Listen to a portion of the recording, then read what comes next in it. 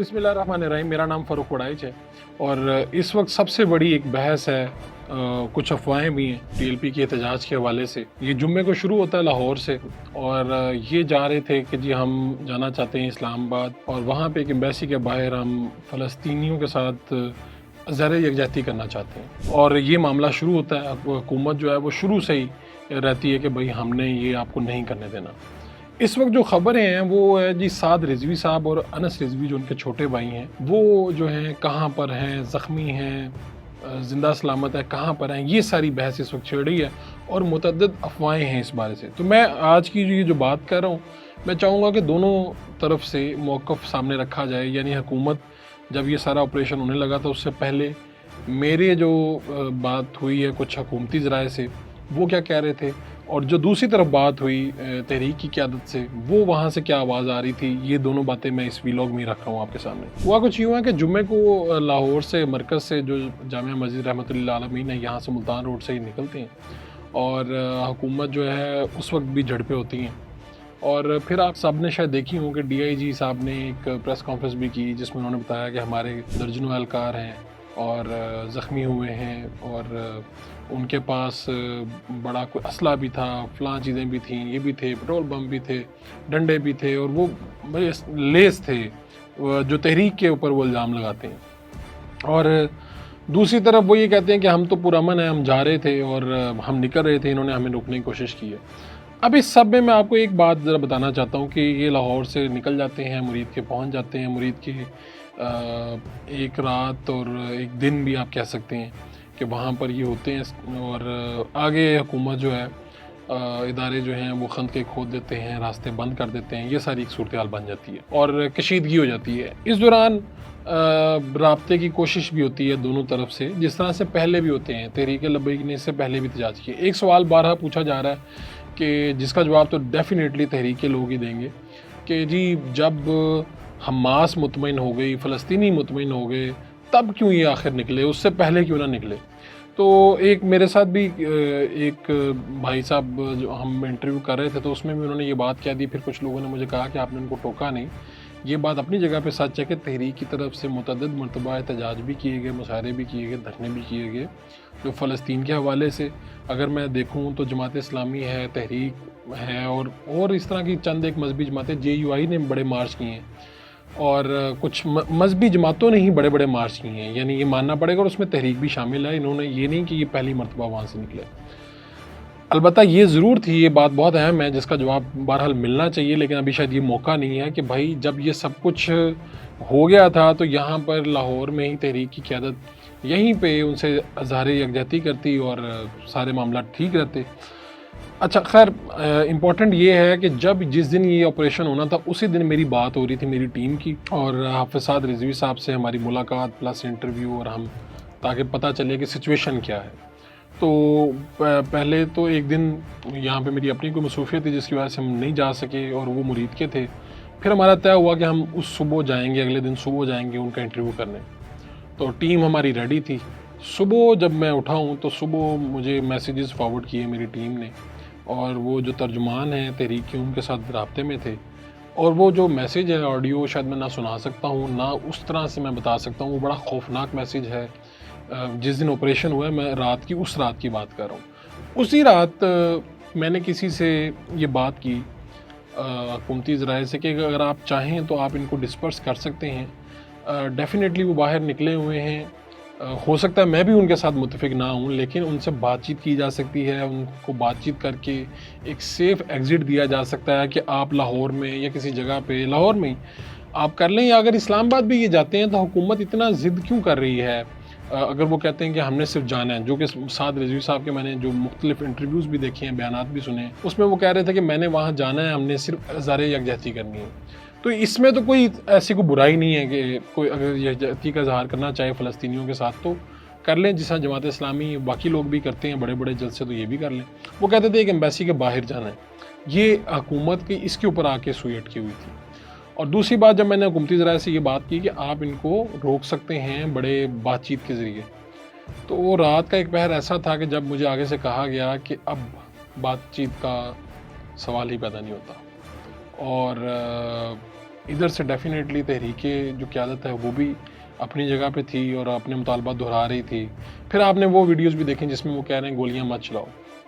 افسوس اس بات کا ہے کہ تحریک شاید میں بھی ان سے کسی جگہ پہ متفق نہ ہوں، ان کے طرز سیاست سے بھی اتفاق نہ کرتا ہوں، لیکن جب میں ایف آئی آر پڑھتا ہوں تو یہ ایک بڑی مسئلہ خیز ایف آئی آر ہے جس میں میرے خیال 23-24 دفعات لگائی ہوئی ہیں.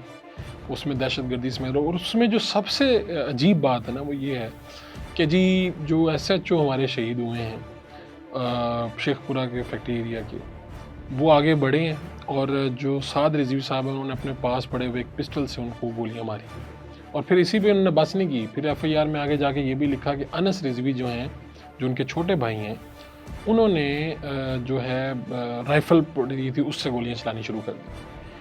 میں آپ کو صرف ایک مجھے دکھ اس بات کا ہے کہ دیکھیں جو وہ میرے پاس میسیجز آئے ہوئے ہیں ان کے ترجمان کے، اور ان سے جب پوچھا جا رہا ہے کہ بھائی انس رضوی صاحب اور سعد رضوی صاحب کی طبیعت کیسی ہے، وہ ٹھیک ہیں، وہ کہہ رہے ہیں کہ سب کچھ ختم ہو گیا. جو ان کے میسیجز ہیں ڈیفینیٹلی اس وقت نا آپریشن ہوا ہوگا، گولیاں چلی ہوں گی، چیزیں چل رہی ہوں گی، جس کے نتیجے میں شاید ایک جگہ پہ آپ کھڑے ہوتے ہیں تو آپ کو لگتا ہے دنیا آگے ختم ہے، اور جو آپ وہاں پہ مناظر دیکھ رہے ہوتے ہیں اس کی وجہ سے آپ کو لگ رہا تھا سب. تو وہ میسیج جو آیا وہ بڑا ہی خطرناک تھا، خوفناک تھا. اس میں جو وہ تعداد بتا رہے ہیں تحریک لبیک کے لوگوں کی، وہ بھی بڑی خوفناک ہے. میں اس لیے نہیں بھی کہہ رہا کہ میرے پاس اس کے کوئی ثبوت موجود نہیں ہے، میں ایسی کوئی تعداد کہہ دوں تو وہ خود بھی ان کے لیے بھی شاید ٹھیک نہ ہو جو ترجمان ہیں جنہوں نے یہ میسیج کیا ہماری ٹیم کو، اور وہ میسیج میرے پاس موجود ہے، محفوظ ہے.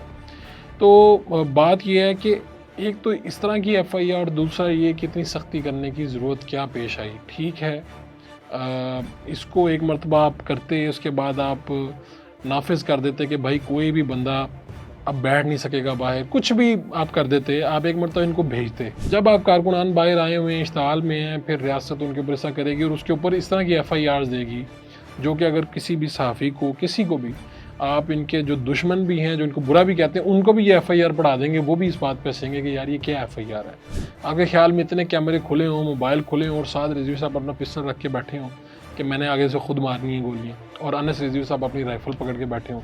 تو اس طرح کی ایف آئی آرز اور اس طرح کی باتیں کرنے سے حکومت یا اسٹیٹ کے اوپر لوگوں کا اعتبار نہیں رہتا، اور خاص طور پہ جب اس طرح کے حالات بنے ہوئے ہیں. اور اس میں ایک اور چیز جو مجھے بڑی بری لگی وہ یہ کہ آپ جاتے ہیں ان کے مرکز پہ جاتے ہیں، پھر آپ پروپیگنڈا کیا کرتے ہیں. یعنی ریاست کمزور اس میں نظر آتی ہے جب آپ اس طرح کا پروپیگنڈا کرتے ہیں کہ جی دیکھیں جہاں وہ بیٹھتے تھے سعد رضوی صاحب، ادھر اتنے نوٹ ہیں، اتنی گھڑیاں ہیں. بات یہ ہے کہ لوگوں کے گھروں میں کیش ہی پڑا ہوتا ہے نا، اور یہ کتنا کو کیش ہوگا، 5 لاکھ، 4، 5 لاکھ، 6 لاکھ. تو مجھے تو وہاں پر کئی مرتبہ جانے کا موقع بھی ملا ہے. میں ان کے گھر والے جو مہمان والا حصہ ہے وہاں پر بھی کئی مرتبہ بیٹھا ہوں. تو وہاں پر لوگ آ رہے ہوتے ہیں، لوگ ان کو نذرانے بھی پیش کر رہے ہوتے ہیں، لوگ ان سے دم بھی کروا رہے ہوتے ہیں. ایک وہاں پر تو ایک ان کا ایک عقیدت والا ایک معاملہ ہے.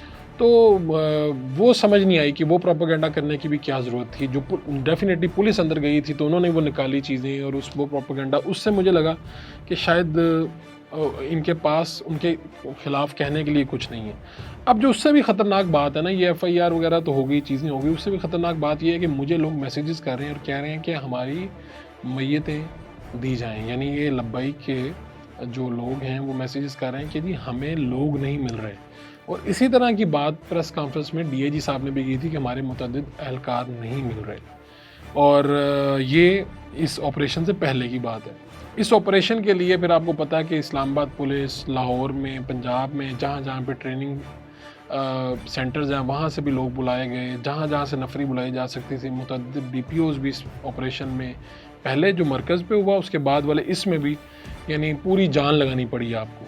یہی مسئلہ 2-3 بڑے آپ مذہبی لوگوں کو بیچ میں شامل کر کے، اور لوگ موجود ہیں جو مفتی منیب الرحمان جیسے لوگ ہیں جو سمجھدار ہیں، جو اس مسئلے کو حل کروا سکتے تھے، لیکن پھر بھی یہ نوبت کیوں آئی.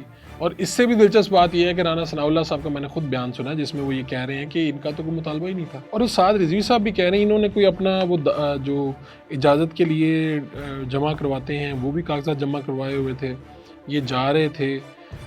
یہ بحث اب بات کی ہے، لیکن بہرحال جو جانی نقصان ہوا ہے یہ تو آنے والے دن بتائیں گے. میں اس لیے کچھ کوڈ نہیں کر رہا، میرے پاس چیزیں موجود ہیں کہ میرے پاس ان کے ثبوت موجود نہیں ہیں.